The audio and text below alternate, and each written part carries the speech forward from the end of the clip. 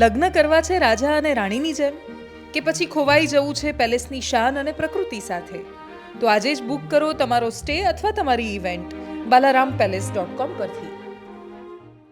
નમસ્કાર, weather analysis સાથે હું છું પાયલ અને અત્યારે તમે જો અનુભવ કરતા હોય તો તમને ખ્યાલ આવતો હશે કે છેલ્લા 2-3 વર્ષોમાં જેટલી ઠંડી નથી પડી એટલી ઠંડી ડિસેમ્બર મહિનામાં આ વખતે પડી રહી છે અને હજુ પણ ઠંડી વધવાની સંભાવના છે. છેલ્લા કેટલાક વર્ષોનો રેકોર્ડ ઠંડી તોડી દેશે, કારણ કે તાપમાન છે એ સતત ગગડી રહ્યું છે અને ગગડતા તાપમાનની સાથે જ જે હવામાન છે એમાં ખૂબ વધારે ચેન્જીસ આવી રહ્યા છે. અલગ અલગ 2 સિસ્ટમો બની છે, એક બંગાળની ખાડીમાં અને એક અરબ સાગરમાં.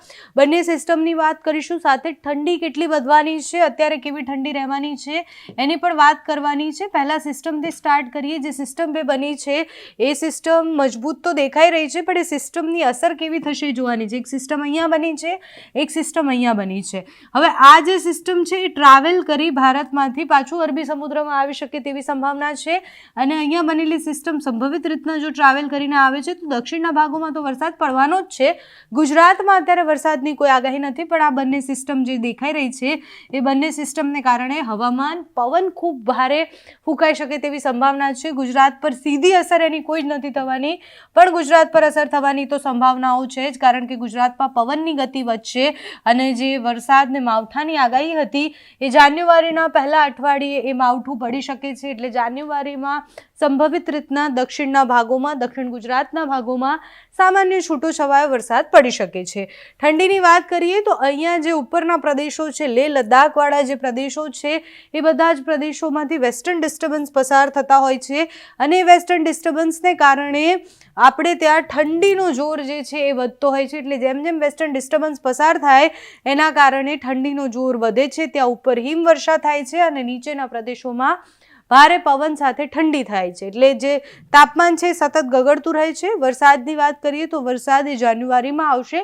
અત્યારે વરસાદની સંભાવના નથી, જો કે આની પહેલાં પણ માવઠાની સંભાવના હવામાન વિભાગે આપી હતી. તમે જુઓ કે આ સિસ્ટમ છે એ અરબી સમુદ્ર સુધી ટ્રાવેલ કરીને આવશે, એટલે એના કારણે પણ નીચેના પ્રદેશોમાં, દક્ષિણના પ્રદેશોમાં વરસાદ પડશે. ભેજવાળા પવનો છે એની ગતિ વધશે અને ભેજવાળા પવનોને કારણે ગુજરાતમાં ઠંડી પણ વધવાની છે. એટલે અત્યારે જે કોલ્ડ વેવ ચાલી રહ્યું છે હજી પણ એક સિસ્ટમ, એટલે કે હજી એક રાઉન્ડ જે છે એ ઠંડીનો વધારે પડવાનો છે અને એ ઠંડી ચમકાવાવાળી ઠંડી હશે, જે આપણે એવું કહેવાય કે ખૂબ વધારે ઠંડીનો અનુભવ જે કરીએ છીએ એવી ઠંડી ફરી એકવાર પડવાની છે. અને એ ઠંડી જે છે એ બહુ જ વધારે તાપમાન, એટલે કે તાપમાન ખૂબ વધારે ગગડવાની સંભાવના છે, કારણ કે ઉપરના પ્રદેશોમાં હિમવર્ષા થવાની છે અને અહીંયા નીચેના પ્રદેશોમાં વરસાદ પડવાનો છે.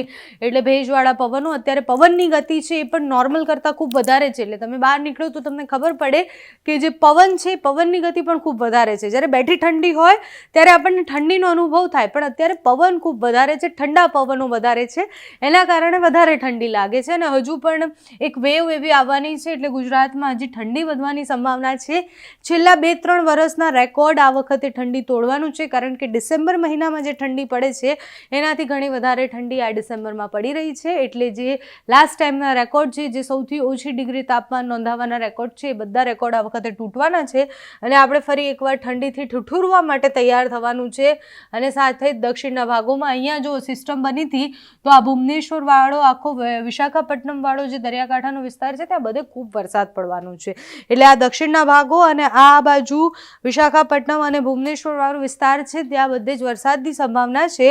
એટલે સામાન્ય મધ્યમ વરસાદ જ્યારે નીચેના પ્રદેશોમાં પડે છે તો પવનની ગતિવિધિમાં બદલાવ આવે છે અને ગુજરાતમાં પણ એવી સ્થિતિ બનવાની છે કે ગુજરાતમાં જે જાન્યુઆરીની શરૂઆત છે ત્યારે સામાન્યથી મધ્યમ વરસાદ પડી શકે છે. અમુક વિસ્તારોમાં પડશે, બધે નથી પડવાનો વરસાદ. 22 તારીખ સુધીમાં ગુજરાતમાં કોઈ વરસાદની સંભાવના નથી, પણ ઠંડી ખૂબ પડવાની છે એટલી સંભાવના તો દેખાઈ રહી છે. આપણે વેસ્ટર્ન ડિસ્ટર્બન્સ પણ જોઈએ. વેસ્ટર્ન ડિસ્ટર્બન્સ હવામાન વિભાગ જે બતાવે છે એ પ્રમાણે જોઈએ તો એમના મેપ પ્રમાણે કેટલી અસર છે, કેટલા વાદળો છવાયેલા છે, એ બધું જ તમે જુઓ. અહીંયા આપણે જેમ વાત કરીએ એ પ્રમાણે ઉપરના પ્રદેશોમાં બધી જ વાદળો છવાયેલા છે, નીચે બંને બાજુ અરબ સાગર અને બંગાળની ખાડી, બંનેમાં તમને એક સિસ્ટમ અલગ અલગ દેખાતી હશે. હું નોટ ડાઉન કરું એટલે ખબર પડે વધારે. આ જે છે અહીંયા ક્યાંક છે એ સિસ્ટમ બનેલી છે, અહીંયા ક્યાંક એક સિસ્ટમ બનેલી છે અને અહીંયા જે છે એ બધા જ વેસ્ટર્ન ડિસ્ટર્બન્સ છે. અહીંયાથી જેમ વેસ્ટર્ન ડિસ્ટર્બન્સ પસાર થાય, અહીંયા બધી જ જગ્યાએ હિમવર્ષા થાય અને હિમવર્ષાની અસર અને એના પવનો ગુજરાતને આપણને સીધા અસર કરે. એટલે ગુજરાતમાં, રાજસ્થાનમાં, મહારાષ્ટ્રમાં બધી જગ્યાએ અત્યારે ચમકારો છે.